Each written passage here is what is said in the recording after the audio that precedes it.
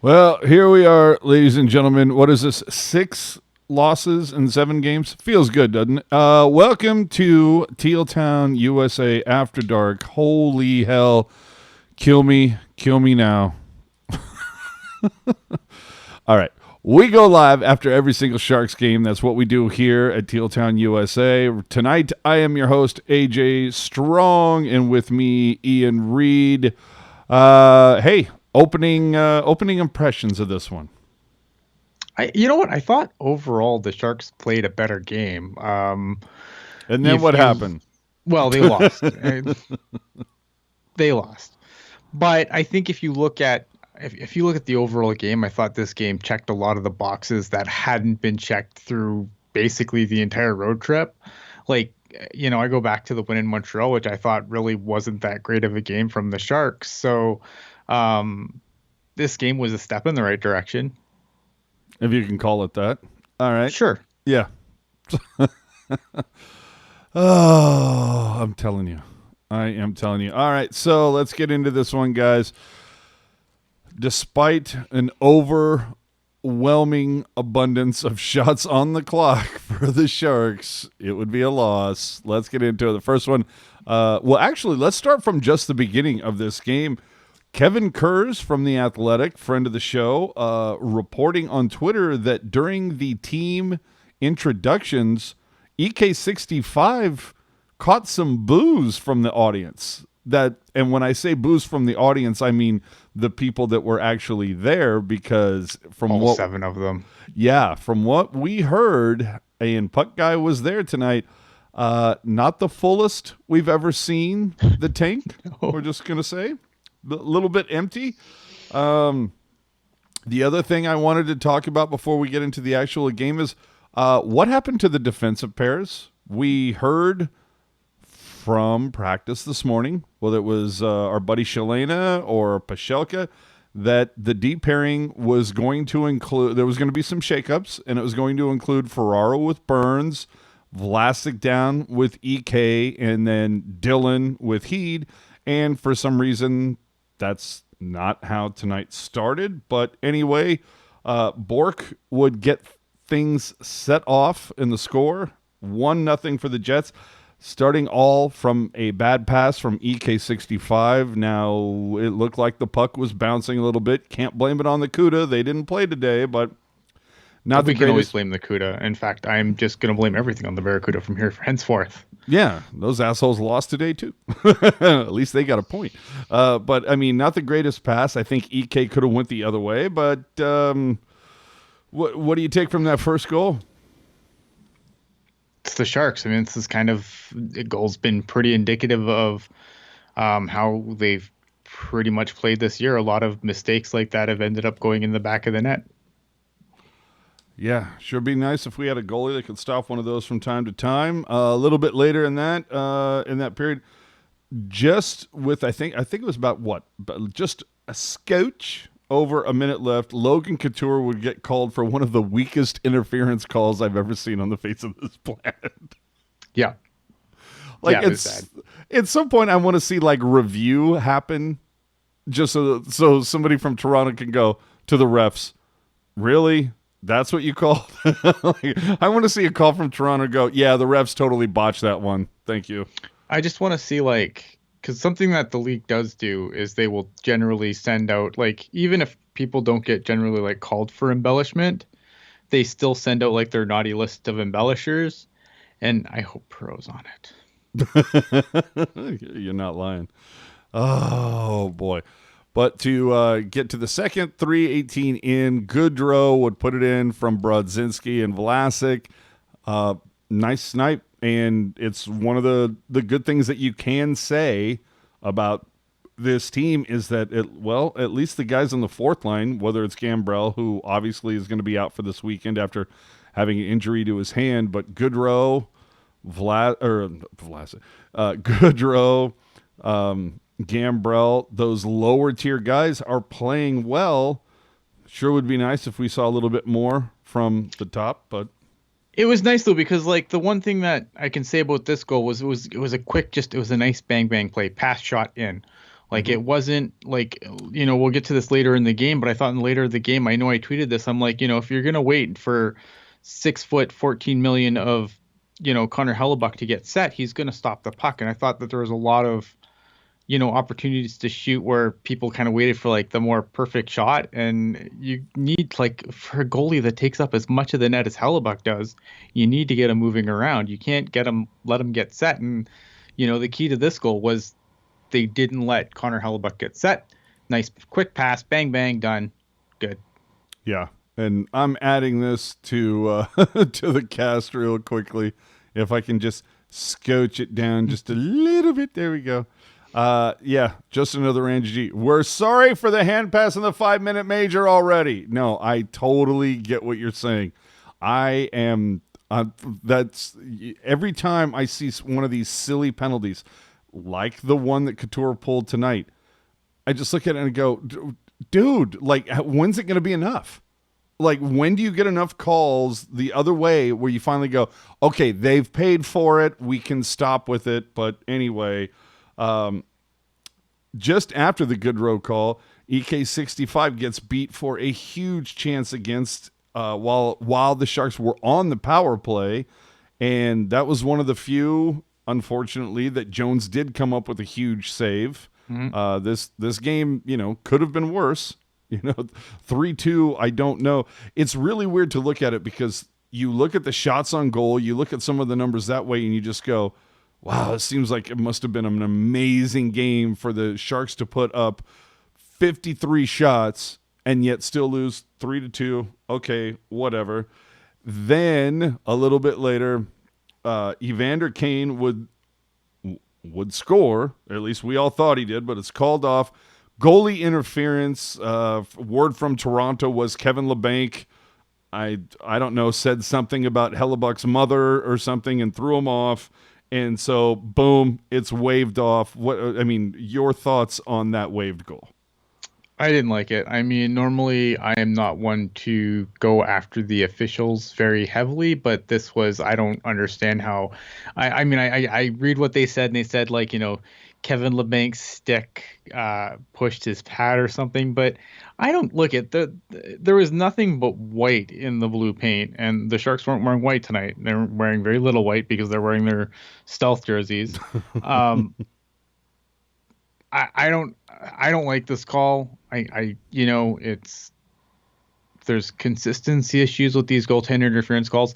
I didn't like it. It is what it is. I won't look at that and point to that being the reason they lost it. It'd be really easy to just scapegoat the refs here, but I'm not going to go that far, but it certainly didn't help. It didn't help. And we're also talking about a power play that had been performing really well up until the last game or so. 0 for 2 tonight, unfortunately. And then very quickly after Kane's, what we all thought was a goal gets waved off, just like flashbang, boom. Wheeler would score. I felt like Brent Burns got caught up high, and Jones overcommitted. That was the goal for me that I looked at Jones, and I was just like, okay, I can perhaps forgive you for the first one. I can't forgive you for that one. Yeah. I'm tired. Like, look at what's Jones' save percentage? It's below 900. I don't care how bad the team is at this point. You're a starting goaltender with your save percentage below 900. You suck. And I'm done babying Jones and being like, oh, well, maybe everyone else needs to be better. No, Jones sucks. Jones hasn't been good. Like, he gets hot for a little bit in the playoffs, and then everyone thinks he's great again. But let's be honest here. You look at last season, you look at this season, he hasn't been good. Like, you need your goalie to be good for longer than, 9 or 10 games at a time. Like, if you want to win in this league, you can go and scapegoat the officials for the Sharks losing this game, but it's Martin Jones. The offense did their job. Yeah, they put a ton of shots on net, and the difference in this game was the Winnipeg Jets got save after save after save. And I'm not saying that the Sharks got a ton of, they did get a fair bit of shots on goal. I don't think a lot of them probably weren't of the super difficult variety. They could have been if they would have passed and shot quicker. I think, instead of letting Hellebuck get set. But the offense did their job. Like, the Sharks played the best game they've probably played in, how long was that road trip? 6 games? Oh, yeah, I think you could make an argument that they played the best game since the season. Well, it'd be up there. I still like that the first game they played against Buffalo and they lost. I didn't really hate that game from the Sharks. I didn't really hate this one either. Yeah, no, I get it. But that's the other thing is that when you hear people trying to defend Jones and blame it on the defense, this is one of those games where you point to and you go, well, what was the issue here? 19 shots on goal. That was the one thing is that we heard about from Peter DeBoer. We got to limit the shots. We got to limit the chances. The Sharks did an adequate job of that. 19 shots on goal. And they look at, if you want to look at like some of the other numbers that I've used to bury the Sharks over this road trip. I mean, I can't, I'm a fair guy. Look, the Sharks, the underlying numbers, the advanced stats, or whatever the hell you want to call them, they were fantastic tonight. The Sharks outpossessed the Jets significantly. They still, per natural hat trick, they did have a lot of high danger chances. I'll bring it up right now because I do have it in front of me. Per natural stat trick, which is the numbers I've been using to bury the Sharks. So it's only fair that I use them when they're positive. Be consistent. Absolutely, absolutely. Look, the Sharks had, by their count, they had 34 scoring chances, and 17 of those were high danger.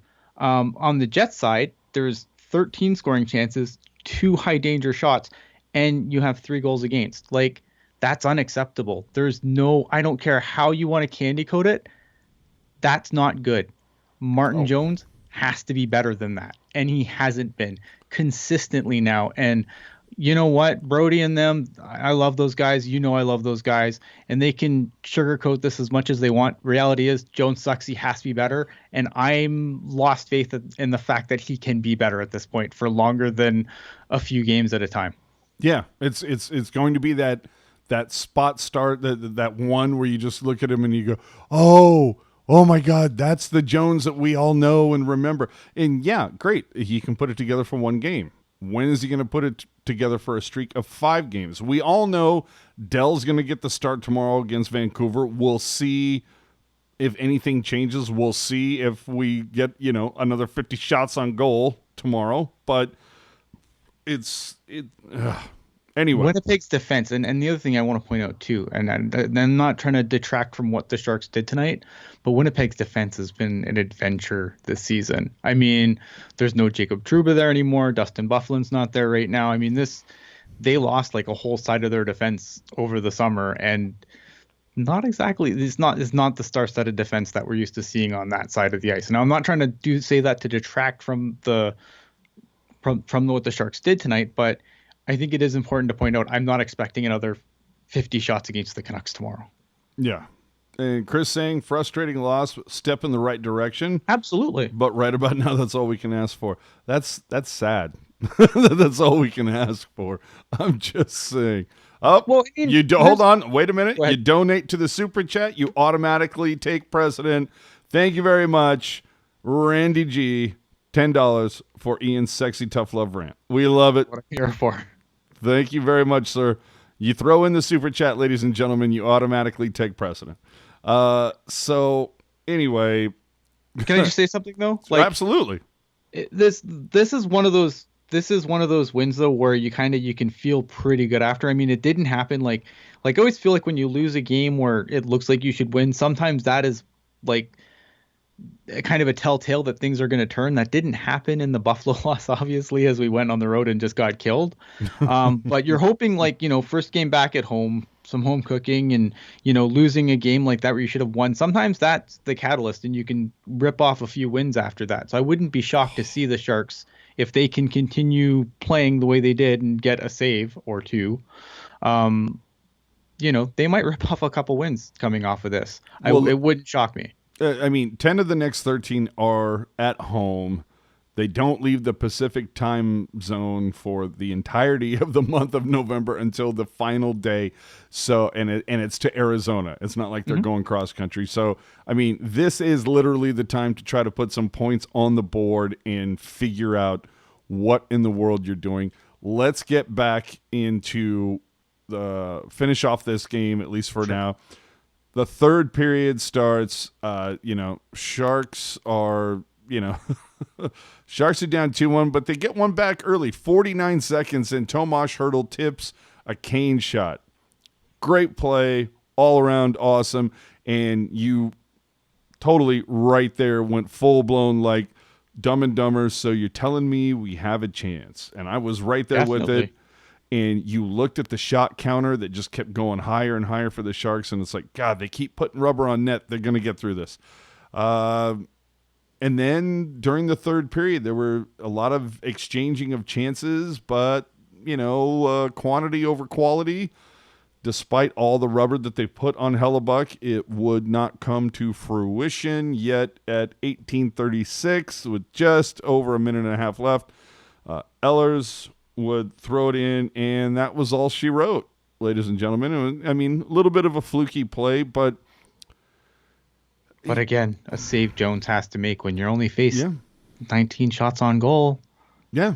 No, exactly. He finished the night with an 862, right? Let me make sure I get that. No, I'm sorry, 842. And that's another point where it's one of the things that makes me, that drives me crazy is, I'm sorry, Nick, I missed what your question is. Please ask it again. But that's one of the things that drives me crazy with the defenders is they sit there and go, it's not all Jones's fault. They're hanging him out to dry. They're giving up all these chances. And then you turn around and the other ones go, Jones sucks. He's got to stop. I'm tired of all the contrarian, the back and forth, everything. Connor Hellebuck got hung out to dry this game, and guess what? The Jets won. So, dude came up with. Don't tell me like Connor Hellebuck didn't get hung out to dry tonight by the defense. Like, I'm sorry. Like, I can't. Like, this team. Like, obviously, look at Martin. Is Martin Jones the only problem with this team? No. Is Martin Jones a significant problem with this team? Oh, yes. Yeah. Well, here, let's have some fun. Okay. So, Nick Neptepitz, buddy of the show, saying, "Hey, somewhat serious. Can we talk about EK65 taking Burns' spot as moving to forward?" Jeez, I'd put Burns to forward before Carlson. I think he'd be a bigger threat. Yeah, no, I totally get you. But he plays a bigger game too. Well, and it's funny. This is something that Jerk and I talked about on the Pucknologist this week. Is that there are some teams you can have one of these guys, these freewheeling, haphazard defensemen that are just completely driven by offense, and it works for you, and it goes and it goes. But when you have two of them, it's not working. A lot of people are looking at this saying this is going to be the second coming of like Pronger and Niedermeyer 10 years ago, and it so is not. Yeah, but here's the difference. Like Pronger and Niedermeyer, like no one wanted to play against Pronger. Tell me a player on the Sharks that people other than like in your interview with Remenda, he kind of spelled this out really. Other than Brendan Dillon, who on the Sharks do you not want to play against as a defender? Like, you watched what they did. I think it was Tanev just destroyed Sorensen for daring to even be anywhere near the blue paint. You haven't seen that really from the Sharks this year. Not at all. Not at all. Right, and that's why I tweeted. I'm like, Marcus Sorensen isn't like used to seeing getting killed like that because he hasn't seen that from his defense all year. Like outside of Dillon, who I think is probably like the only real physical enough guy in my opinion on the blue line for the Sharks.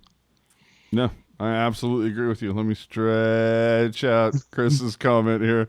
Yeah. When you talk about the defense, don't forget about the unreliable goalie. Well, that's the problem, right? Like that's the problem is not only do you have, a little bit too much freewheeling on the defensive side of the puck, but when you can't count on your goalie to make saves at a rate that an NHL goalie should be expected to make saves at. And I'm sorry, like you can, you want to talk about sample size? Well, we got a whole sample size of games last season to go off of too. Like this, I'm always here to bury somebody. Sorry, Martin Jones. No, and dude, I totally get what you're saying, man. And it's funny that I talked to Nick Nolenberger, the voice of the Barracuda. Talked to Drew Remenda yesterday. If you haven't heard those, they're on tealtownusa.com. They're on our YouTube channel. Go check them out, or your favorite podcast catcher. # shameless plug. Go look at those. I mean, sorry, Cornosh putting together a string of some really good games. Now, granted, only 6 games, but he's got 2 shutouts. And tonight, while the Sharks were playing, the Barracuda fell 3-2 in the shootout versus the best team in the Pacific and one of the best teams in the AHL right now. I think right now they've got like 35, 36 goals for. That Stockton is doing really well.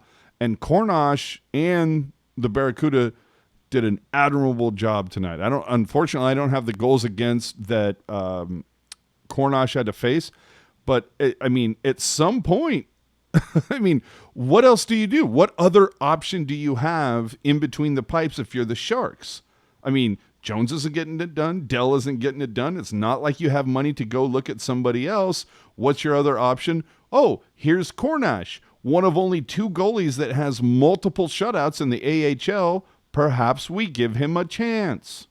Oof, that's so rough though, because like I understand like the idea there. I just, this is a guy who this is his first season as a starter in the AHL. Like it's hard because you don't want to, because if you pull him out, you pull him up and then he gets just destroyed, then what? Right? Like not only you don't want to bury his confidence. You don't want to bury, exactly. You're going to bury his confidence on a, it's hard because it's tempting because obviously you look at, a lot of people like to bring up St. Louis and it drives me crazy. Oh, but, Jesus Christ. If you say Jordan Binnington, but that's it, right? Like Jordan Binnington was the guy who was playing in the ECHL, came up, played. But I'm just saying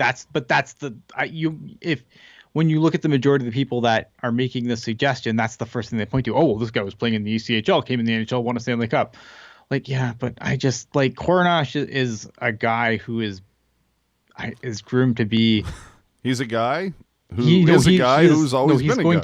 He's a guy they're grooming to be like the guy. Like he is the crown prince. Yeah, right now. And boy, that kid's got a melon. You know what though? We talked about the coulda, yet we failed to do what we always need to do. Ooh, Barracuda.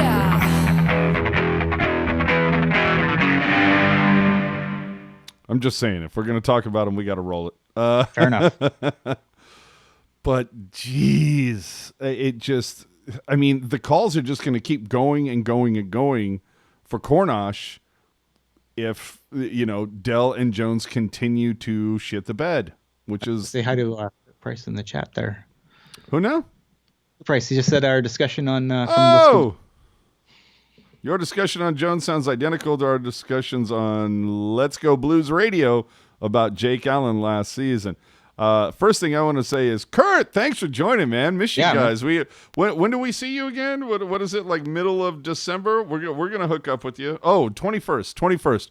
All right, you and me, Kurt, and good beer. I'm just saying. And since Kurt is watching, tip of the hat to Chris JWS for hooking Chris and those boys up with some amazing brew. So anyway. Honestly, 6 of 7, and it's not like it gets easier. You've got, looking at the schedule here, Vancouver performing a little bit better than most people expected. That's tomorrow, so you're on the second night of back-to-backs, unfortunately, but I can pull it up. Give me a moment, people. Give me a moment. I will do it. So the Vancouver Canucks, while the Sharks played tonight, the Vancouver Canucks, what did they do? Well, the last game that they played was in LA. So the Vancouver Canucks have literally been sitting. The Vancouver Canucks, honestly, were probably sitting in the arena tonight watching this game. Okay, the last game they played was the 30th. So they're just sitting at SAP Center. So they're going to be nice and rested for. Oh no, nope, my bad, all my bad. They played Anaheim tonight and lost in overtime. So they're traveling. So actually, that's going to be a pretty good matchup. It's like you got a team that's traveling, and they're going to be playing their second. And then you got the Sharks playing their second, and they're desperate. Then you got a Chicago team. I know that you like Chicago more than most. I do, because they're like the land of broken toys. And then you have Minnesota, who is just how much longer do they keep their head coach around? Are they on like your top 3 of like first fired coaches for this season? Which team? Sorry, Minnesota. Oh, Minnesota. Yeah. Maybe it's hard to say because like they have an ownership group that seems to refuse to want to rebuild there. Like they don't want to tear it down. I kind of go back to like what I say with the Sharks, right? It's a lot easier you can't fire the players. So if you're looking for a quick turnaround, the coach might be something that they might look at, but I haven't really I don't want to pretend I'm an expert on the Minnesota Wild right now because I haven't really watched much of their games. Well, from what I've seen, it's not looking great. I know that the coach is already on the hot seat. Following that, a week from tomorrow, you've got Nashville. Nashville is going to come in and kick your ass. That's going to be a rough game, yeah. Yeah. And then following Edmonton, who right now, last time I looked, top of the Pacific, doing things incredibly well. James Neal has come in and solidified this group. They had a rough one last game, though. Their last game was pretty rough. Yeah, but you know what? Every team gets one night off. Sure.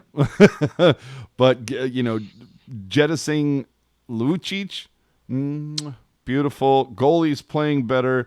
Draisaitl and Connor are just killing it right now. That's going to be a great matchup. Again, if you didn't hear about what's going on with Edmonton, check out my interview with Drew Remenda that rolled up last night. Towards the end of it, we talk a little bit about what's going on with the Oilers, and there was a good amount of talk about Connor and Draisaitl. So, and in fact, Drew even talked about that, when we get to that point, when we get to the 12th, all right, so 6-game homestand began tonight for the Sharks. They're already, 0-1. Where do we go from here? And what happens? I mean, you look at these teams. Minnesota, I feel good about. Chicago could be tight. Vancouver, Nashville, and Edmonton, I almost feel like you can just throw those L's on the board already. It's going to be tough. I think if these 6 games, if the Sharks get out of this at 500, 3-3, it's a win for them at this point.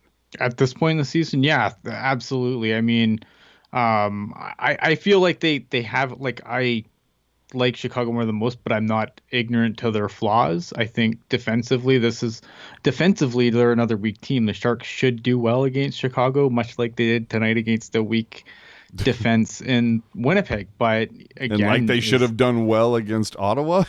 Yes, you were they there. Should have done. I was there. That was you know what? Yeah, I was there. It was a good thing that it was what it was. I think because I left that game. I think I saved all my anger for the next game, which I was on air for.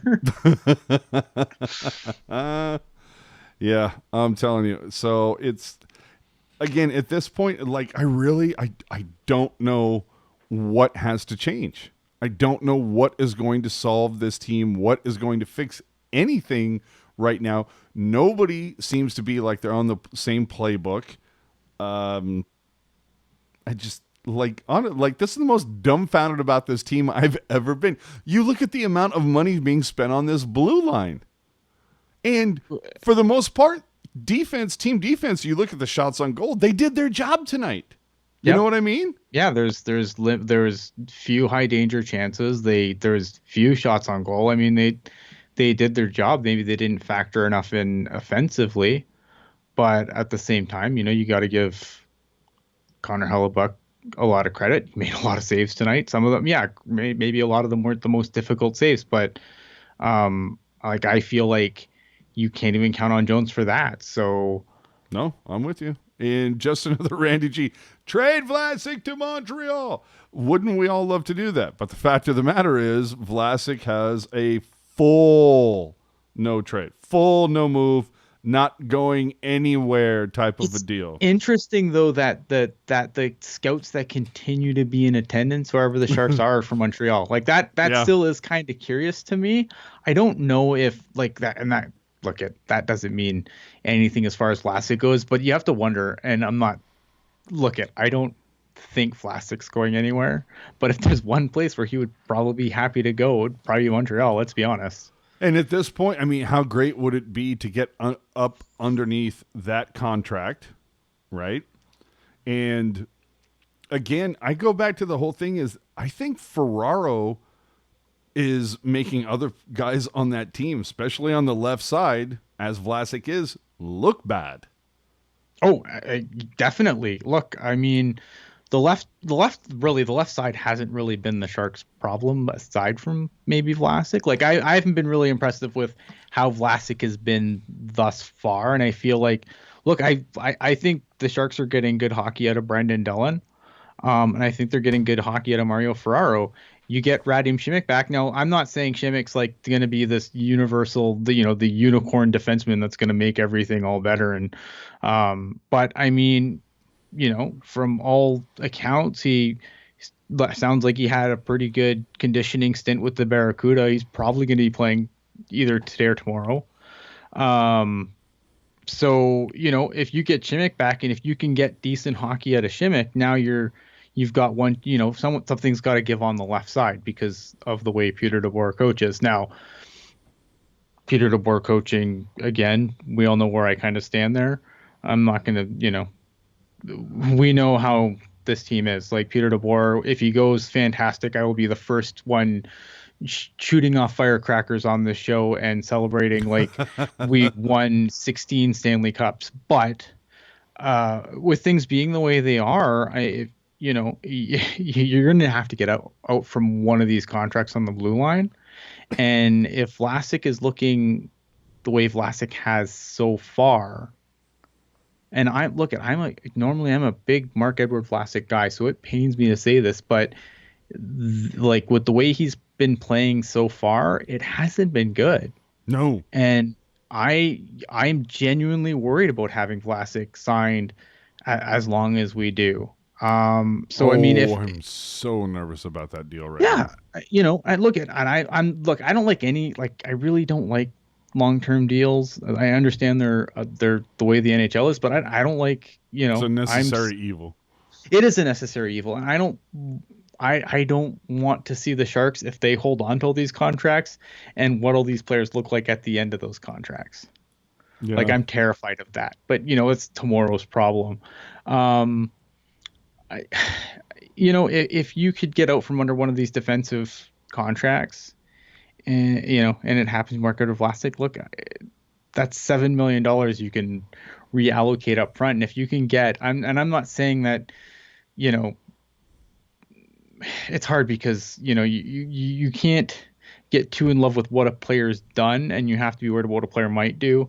And if this is a sign of things to come with Vlasic, then if you can get $7 million out from under cap space, you have to retain some salary, big deal, and have that money to reallocate up front.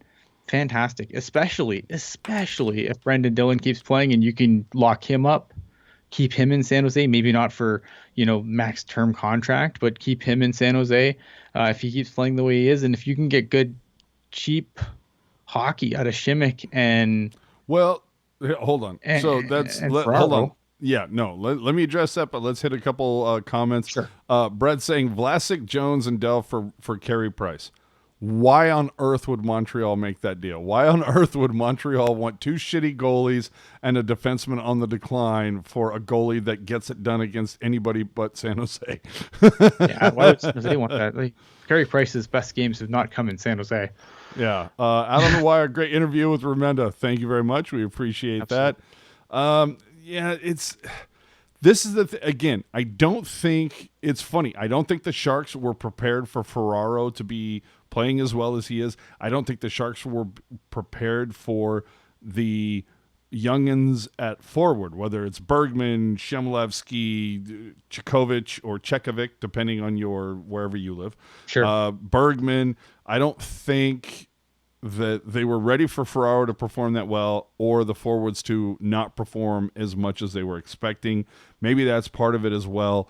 Either way, I'm still left quizzical with the signings of Prout and Carrick. And at some point, if everybody's healthy, I mean, how many goddamn defensemen do you need? Now, I mean, you're talking, the top. If it's Shimmick Burns, okay. Then you got Dylan Carlson. Then you got Heed Ferraro, and then after that, Prout, Carrick, Middleton, Heed. How many goddamn, how many, many defensemen are you rolling with this season? Now, granted, it's almost kind of like they should get foreseen points from Hockey Jerk because the amount of injuries that have played into this. But I'm just like, fast forward a month from now, say Shimmick is all good to go. I don't know. That's really weird. And the other thing that we need to talk about for a hot second, oddly enough, 2 games played today by San Jose hockey teams. Barracuda, Sharks, Radim Shimmick played in neither. And I don't know why, because Radim Shimmick played just a couple days ago, on Wednesday for the 11 a.m. school game, and he got an assist on the 5th goal. Looked really comfortable, looked good, got a couple blocks, +1 shot on goal. But Radim looked good. It makes me wonder, why didn't he play today when there were literally 2 opportunities? I wouldn't be shocked if he is I wonder if he plays tomorrow. For the Sharks. Really? You think he might have been just like up in the press box watching shit? Possible. I mean, it's the Barracuda have just they have a lot of options right now too. Like, I don't think Shemlevsky played today either. No, that was a buzz. No, was it Shemlevsky or Chikovic? Yeah. No, Okay. Chikovic played. Shemlevsky wasn't. From the lines that I saw, Shemlevsky didn't play either. And then I think it's just there's a part of that where it's just the Sharks have the Barracuda have a lot of guys down there. That's one of the drawbacks to not having an ECHL team. Is it's hard to get your guys to get regular reps in. So the Barracuda do have to, shuffle some guys in and out just to make sure they keep guys fresh. Yeah. And Andy Man pointing, the Sharks are playing with 5D and Heat. That's a valid point when you look at the time on ice tonight. Heed rolled with, actually, it was a really good night for Heed, 11-26. Yep. Yeah, that's kind of what that's what you'd like to see your 6th defenseman play. Yeah, and he had a really good look tonight for a shot. Yeah, absolutely. I mean, look, the guy's got a shot. I think we've known that for a long time. I don't dislike Tim Heed, but I think there's this misconception that I think Tim Heed's the greatest thing. My anger with Tim Heed's ice time doesn't have to do with Tim Heed specifically. My anger has to do with burning out the top guys. Right. If Peter DeBoer isn't going to play Tim Heed, it's not so much a why isn't Tim Heed playing, it's why hasn't Doug Wilson supplied Peter DeBoer with a guy that he can trust to play for 12 minutes a game. Yeah. That's where my anger has been. I understand some people they hear me rant and they're like, oh, well, why do you think Tim Heed's so great? I don't think Tim Heed's the greatest defenseman ever. I think he's a serviceable guy. I think that, maybe for a different coach, he might get different opportunities that might play to his strengths better. Right. But it's not. It's my gripe has never been, because I think Tim Heed is the greatest thing since sliced bread. I think he's a serviceable guy, but he's a guy. It's the fact that Peter DeBoer constantly plays his defenseman, he handicaps his own team, and then we wonder why Burns is taking all these stupid holding penalties at the end of the game. Starfish defensive posture, baby. Right, because he's exhausted. That's my gripe. Well, Puck Guy saying, maybe too much pressure on Sasha, Ivan, and of course we have to spell these out for other people. Shmolevsky, Chikovic, Blickfeld, too much pressure on them. I don't know that there is. Now, granted, on the other side, Bergman has come in and like lit it up for the CUDA. You know, it was like 6 points in 4 games. I mean, he's looking solid. Great winger option. Will he be able to make the jump to the Sharks soon? Well, they could certainly use the help on right wing, but remains to be seen. Here's another one. Let's throw it in here because it's a big one. Jared, here's a question for you, Ian and AJ. Do you think the readiness of the Sharks organization has been a casualty as of late preparing for the season? What the hell does that mean? No, I think like I think what he's mean just something we've talked about a lot, right? Like the Sharks. I'm assuming like in the sense of maybe they overestimated some of the guys that they had. Like when they came into the season, the message that the message we got from Doug Wilson was the young guys were going to get a chance to take the slots that were open before we signed Marleau, before anything else. And obviously that like 14, didn't 15, happen. like 14, Correct. 15. Yeah. Yeah. And that didn't happen. And yeah, I think that the Sharks did enter the season with maybe a few too many question marks. I'll give you that. And, you know, I don't think that's in dispute. I think that's something we've talked about at length. The Sharks came into the season with too many question marks. And yeah, I mean, they got off to a slow start, and that's been a big part of it. I mean, they had to go sign Patrick Marleau. Look, signing Patrick Marleau wasn't in the plan before the season got off to the start it did. It was not in the plans. Like it was fortunate for the Sharks, I guess, that he was there when he was. But I mean, for the games that they looked better after Patrick Marleau came in, but I don't know. Like again, you know, it's hard because like we're fans too, right? Like I mean, obviously, you know, we watch the games. We're fans. Like we grow attached to guys, and Patrick Marleau, I'm always gonna have a soft spot for. But at the same time, like after that first couple of games, I don't know why Patrick Marleau, what he's done to be so firmly glued to the first line. Yeah. No, myself, same. Again, we know PDB is the kind of the devil, you know. Nick asking, you know, where was Gambrell tonight? Gambrell was out. Yeah, he's injured. Had some sort of an hand injury. I would imagine from like punching one of the other Sharks in the face. No, he blocked a shot and he took a puck in the hand. Yeah, but you know, stuff happens. Anyway, I think we've pretty much buried this one, burned it in effigy, threw it into the ground.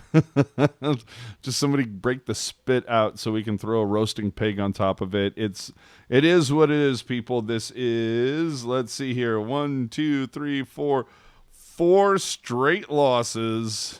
And like 6 of 7, including the overtime versus Buffalo. I guarantee you we're going to see Aaron Dell tomorrow. Well, actually, I shouldn't say that. At this point, I'm just going to guarantee you we're not going to see Jones tomorrow. There you go. Yeah, I can't tell you who's going to. Jesus Christ, they might put Nabokov in Dell's clothes tomorrow. I have no idea. It's out of hand at this point. Yeah, I mean, look, it's going to be Aaron Dell. I mean, I think I really would be leery of putting Hornash into this mess because I think he's the guy you're grooming to be the guy, and getting him starts. Because look, Jones is the guy until he's broken or Peter DeBoer's fired. Jones is going to be the guy. I mean, we other than Ferraro, and then look at Ferraro, you know, Ferraro's done a lot to earn Peter DeBoer's trust, but I mean, that guy has worked for it. Oh, dude, I'm loving me some Ferraro so far this season. Right, and I think, but you know, like I can't see Peter DeBoer being a guy that's just going to turn the net over to a guy with no NHL games. Like that's just not Peter DeBoer. Yeah. Well, let's jump on something here that Sure. Nick has asked. Does LeBanc have a no trade clause? He could bring a first or second rounder. Couldn't pay LeBanc LeBanc is for too young for a no anything clause. Well, yeah, LeBanc right now is on a 1-year, $1 million deal. Clearly, because he didn't have arbitration rights this season, he will get them next. But I think you have to be 25 to get a no trade or no move. I think you have to be over 25, like 25 and older. I'm pretty sure. Yeah, no, that sounds right. So, but you look into the fact of you sit there and say, oh, LeBank's going to cost a lot next season. That may in fact be the case, but who could be coming off the books next season? Well, Joe Thornton is making $2 million right now. Potentially comes off the book. $700K to Patrick Marleau potentially comes off the book. Johnny Brodzinski, $700K. Brendan Dillon. That right now that is, I think. Well, hold on. Let's move a little bit further. $1.9 million for Aaron Dell, who comes off the books. But the big one, done. Yeah, that's done. The big one for me, 3.2, almost 3.3 million for Brendan Dillon. I'm not saying that Dillon is not worth that. I'm saying that if you're not going to move one of the other guys, you have to move Dillon. Yeah, it's like he literally might be the only one left. Oh, let me drop my shoulder so you can get a little bit of my pussy over here. Like Dillon might be the one piece that you have that will actually fetch something of value. Yes, and the Paul Martin buyout. Yes, yeah, the Paul Martin buyout. I forgot about that, which I think gives you like another like 1.4 somewhere in that neck of the woods. So you look at that, like there's going to be some decent amount of money coming off the books. Is LeBanc going to look for a Timo-esque deal? Wouldn't surprise me. Maybe a little less, but it wouldn't. He's going to have to put the points up to earn that, though. Well, but he's betting on himself this season, so we'll see what happens with that. It's gonna, God damn, can you imagine if LeBanc signing this deal before the season started, thinking, like, oh my God, our defense is so boss, and we got this and blah blah blah. We're gonna wreck shop, and LeBanc is just sitting there like literally just 1 million. 2 million, 3 million, like just counting his ducats. Yeah. And now, we're 14 games in, and now it's just like, fuck, man. Is this team even going to make the playoffs?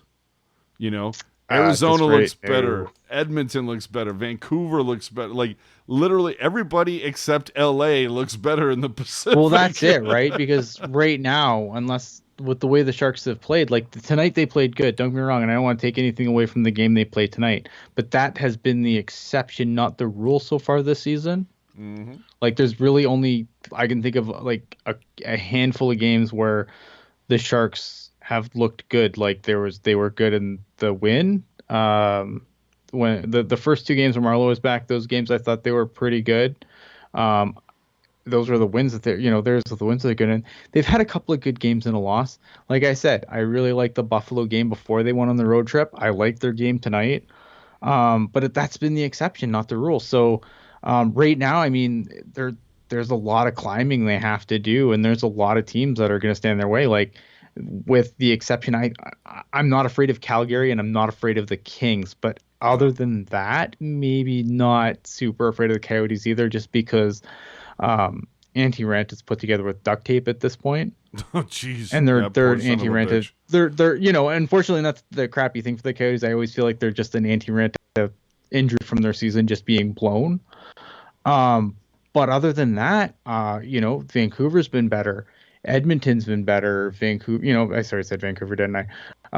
Vegas is still Vegas, as much as we don't like to, we don't like to give them props, but Vegas is still very much Vegas. Yeah. It's going to be a tough climb. And like Drew said, it's not too late yet, but soon. Yeah. You better hurry up. Better hurry up. I can't remember the exact quote, but yeah, I mean, they're running out of runway here. Oh, absolutely. And so, who was it? Yeah. Oh, God, I love you, Laurel. So 81 watching and only 9 likes. Come on, people. I know, right? So anyway, yeah, tell a friend. Down. I'm sad. Yeah, come on, people. What's up? Do us a favor. Hit the subscribe button. Come on. Tell a friend. We're here trying to do, trying to provide you some sort of content and entertainment. You got to give me a thumbs down. F you. So, unfortunately, I have good news and I have bad news. The good news is it's that time. The bad news is I don't have the rollout that Puck Guy usually has, so I'm going to have to do this on the fly. Have the goddamn common courtesy to give him a reach around. I hope that was good enough for everybody. So we're going to blast through this. Flyers 4-3 over the Devils in the shootout. And I'm looking at that, and not a goddamn person involved in that game is a former Shark. So there you go. Islanders 5-2 over the Lightning in the, or I should say on the Isle. And when it comes to former Sharks alumni, Grice gets the victory there. Islanders a surprising 9-3-0 right now. Capitals. Tampa's been a really surprise. Like, you want a- to talk about teams underwhelming? Yes. Tampa's a huge underwhelmer at this point. That's all I'm saying. Washington. Oh my Lord. Capitals over the Sabres 6-1. And that's another one where you just kind of go, Capitals 10-2-3. Looking pretty good there, Spanky. Storm surge happened in Carolina once again, 7-3 over the Detroit Red Wings. Well, let's just, call. I mean, that's, beating the Red Wings is almost like beating an AHL team at this point. So it's like beating the Sharks? Ouch. Just saying. Aho with 2 goals in that. Power play goal and a shorty involved in that one. The Blues 4-3 in overtime over the Jackets. Bennington getting yet another win. That goddamn rookie. Blues better themselves to an 8-3-3 record, if that's what we're going to call it. Perron getting a power play goal in overtime, 8 seconds in. Oh man, I gotta go look at how bad St. Louis. I mean, how bad did the Jackets f that up? St. Louis is looking good so far, though. I mean, top of the Central has some really, really good teams in it, though, and St. Louis continues to hang, despite St. Louis was a team that I think before the season a lot of the pundits or experts or whatever you want to call them, St. Louis is a team that a lot of people wrote off. They said, this would be a bubble team lucky to make the playoffs because the Central's so good, and there they sit. So, yeah, hey now. Stars victorious 2-1 over the Avalanche. Hintz with 2 goals, one coming shorthanded, and Pavelski got an assist in this game. So good for you, Captain America. We give you a salute. And Ducks 2-1 over the Canucks. The Ducks not looking as bad. I mean, 9-6. A lot of people thought they wouldn't be that great.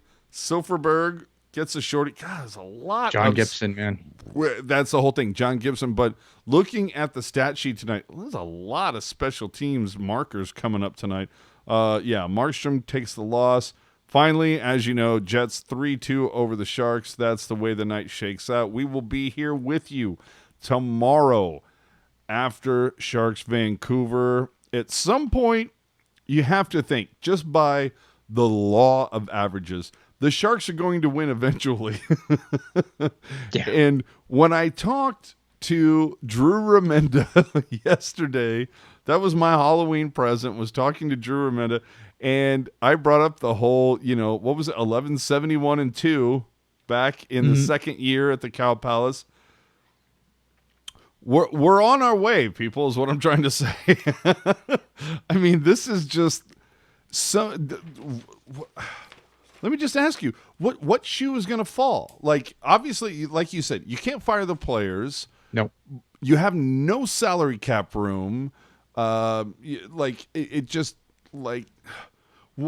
do you do to right this ship? You can't. There's just no room really for any type of a major adjustment on the roster. There's no money to bring in anybody. And again, I still go back to the whole idea of we were shown based on practice this morning there were going to be some different pairings, Ferraro and Burns or whatever. But what happens? Puck is dropped and everybody's back with everybody that they're used to. I mean, I'm not a Peter DeBoer guy. I think that, I understand, the Kevin Kerrs of the world who will, point out that the Sharks have done pretty well under Peter DeBoer. Sometimes I think that's in spite of Peter DeBoer, but They did their I best in year one, which Yep. is historically what he does. He does Yeah, his best and in year one, which almost leads me to believe that he relies on whoever he was replacing. You know what I mean? yeah, some guys they come in and guys like there's certain coaches that can come in and they can get something out of their players quickly before they just piss off their players and the players stop playing for them. True. I don't know if Peter DeBoer would fall into that category because you don't really hear much about Peter DeBoer. I mean, a lot of the guys that do fall into that category that you've seen, like Hitchcock, for example, the last couple of his spots hasn't worked out. So I don't know if that kind of coach can still really succeed in the NHL. So I don't know. It'd be interesting. Like that's something I'd like to ask one of the players. Like what Peter DeBoer is like to play for. Is he the quote unquote players coach, or is he the hard ass guy? And then you go to Bob Bugner when you get a sad and he makes you feel better. Like I'd be curious to know how the players feel about Peter DeBoer. I mean, to a man, they say that the answer is in the room, and maybe it is, but I think at some point, I think if that's the they party are, line, but okay. Sure, and hockey players are notorious for giving the party line. I think that at some point something has to give. I mean, look at how many empty seats were in the SAP Center, and I get it's the Winnipeg Jets, and I know that Canadian teams generally don't draw that well, not Montreal and not Toronto generally don't draw well. But historically, the Sharks have drawn well on Friday and Saturday night at exactly SAP, and when you have that few fans, and it's not like the Warriors are carrying it up. Yeah, well, that too, but you have that few of fans, and you can still hear the people booing EK65 when he's being introduced. Oofa. Jordan saying, Wilson is a good GM. He just seems too nice. DeBoer got to go. Yeah. I mean, I don't disagree. And I'm not a huge Doug Wilson fan either. Like I give the devil his due. I think he's done a lot of good things, but with the situation the Sharks are in now, with some of these long-term contracts that are handed out, like kind of kicking the can down, like again, this is a thing that the entire league's doing. So I don't want to sound like I'm just harping on Doug Wilson, but at some point I feel like you need, someone to come over and paint a new canvas. No, I would completely agree with you. My thing is, and this is something I think we talked about on the Pucknologist, is Wilson, for me, changed his MO. For the longest time, it was no deal longer than 5 years, but I'm going to hand out no trades and no moves like they're candy on Halloween. And they've changed from that, and now it's like, no, I'm not going to give you no trade or no move, but I'm going to give you max term. And either way, he's tied his own hands behind his back, and he has put all of his just everything has been thrown into the Erik Karlsson basket. And sure. if Erik Karlsson 20 games from now ends up being this just ridiculous point machine, we're all going to sit here and go, oh my God, what a fantastic, your foresight is amazing. But if 10, 15 games from now, when we're a third of the way into this and we're still sitting about the same place, and Erik Karlsson is still at minus 12, minus 13, granted, plus minus, not the end all be all of everything, but sure. It is an indicator. Fact of the matter is, if he's still sitting there like that, people are going to question that contract, and they're going to question it for the next 7.5 years. Yeah, and look, I see Alex in the chat saying it's not Peter DeBoer's job to fill the barn. I'm not saying that Peter DeBoer is to fill the barn, but I think there is a crisis of confidence in this product. And if you look around, you look on social, I'm not saying look at social media. I understand that they are the minority and they're not the, we're not the majority. I can't speak for every fan. I can only speak for myself. But if you look around and, Peter DeBoer, not the most popular guy in this fan base right now. No. And I don't think, and that's not that's the same when they win. That's the same when they lose. Peter DeBoer has kind of been kind of the go to the fan base for a while now. I'm not saying that, firing Peter DeBoer, that alone is going to bring people back. But if they fire Peter DeBoer and the season turns, and I'm not saying there's no guarantee that would happen. I'm just saying if that happened, that might restore a little faith that has been lost among the people who are, going to the new arena over wherever it is that the Warriors are playing instead of coming to the tank. Well, and you're also talking about asking a GM who's never fired a coach mid-season to fire a coach mid-season. Like, that's just not Wilson's play. So yeah. And again, I'm not. Who am I a fan of? I'm a fan of lots of people. Like as much as Timo Meier is letting me down right now, I'm a huge Timo Meier guy. I'm a huge Tomas Hertl guy. I love Brent Burns. I am in the minority. I love Erik Karlsson. I understand. I am unsure the flaws.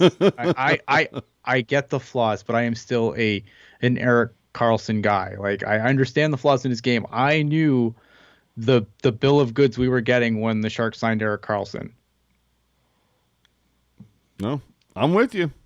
But either way, we move on, people. We will see you guys tomorrow night after Vancouver versus the Sharks. AJ, okay, this is my last comment because it's just funny. AJ, why you have to give me a sad with your hockey truth? I actually think it was Ian that was giving you more truth than I was, but anyway, it is what it is, people. So tomorrow we will catch you with another episode of After Dark following Vancouver and San Jose. Lord help us. Can a brother buy a win one time? Just saying. Ian, where can the people find you on social media? Oh, look at that. It's right underneath your face, but go ahead. At Ian Blogs Hockey on the Twitter machine. You can come and give me all your grief. I will take it. I don't know. There was an Ottawa guy who's on the Twitter machine today who was trying to make me angry. If you'd like to try and make me angry, go ahead. You can try. It's funny because like if I know, like if we get just into a naturally heated conversation, I might get angry. But like when I know you're just trying to piss me off, I usually just laugh. Yeah. Well, because it's fun. Challenge accepted. Yes. Now I have good news and bad news for you people. We'll start with I am AJ_strong on the social media, but my good news and bad news is the good news is we are playing.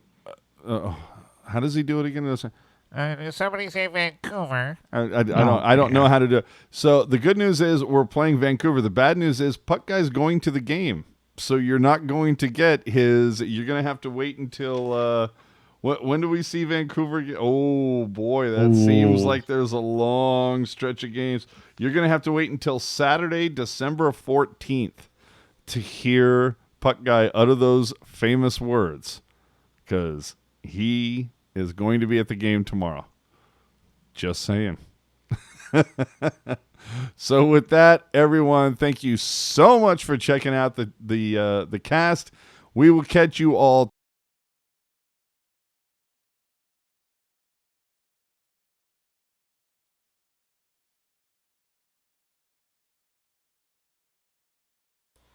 Good night, everybody. Oh, I forgot. Keep it real. Keep it teal. Keep it real teal.